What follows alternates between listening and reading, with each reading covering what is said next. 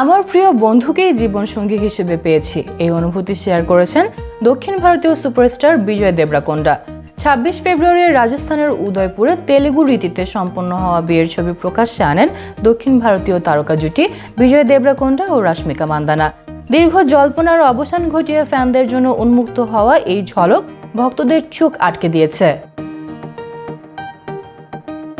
বিজয় দেবরাকোন্ডা সাদা ধুতি ও লাল জমকালো উত্তরীয় পরেছিলেন, সঙ্গে ভারী সোনার গয়না। রাশমিকা মান্দানা বেছে নিয়েছেন লাল কারুকার্য খচিত শাড়ি ও কপালে নজর কাড়া সোনার টায়রা। দক্ষিণ ভারতীয় রীতি অনুযায়ী গালেও ছিল কালো তিল, যা কুনজর থেকে রক্ষা করতে ব্যবহার হয়। এই রাজকীয় সাজে বিরস জুটির উপস্থিতি ভক্তদের মুগ্ধ করেছে। বিয়ের ছবি শেয়ার করে অভিনেতা বিজয় দেবরাকোন্ডা তার মনের অনুভূতি প্রকাশ করেছেন। লেখেন, আমি বুঝেছি আমার ওকে দরকার, ও পাশে থাকলে আমার মনে হয় আমি যেন ঘরেই আছি।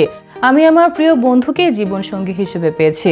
অন্যদিকে রাশমিকাও বিজয়ের উদ্দেশ্যে একটি দীর্ঘ পোস্টের মাধ্যমে নিজের ভালোবাসা ও কৃতজ্ঞতা প্রকাশ করেছেন।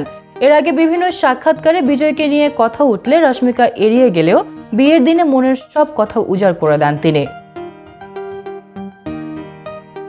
২০১৮ সালে গীতা গোবিন্দমে একসঙ্গে অভিনয়ের পর থেকে বিজয় ও রাশমিকার প্রেম নিয়ে গুঞ্জন শুরু হয়েছিল।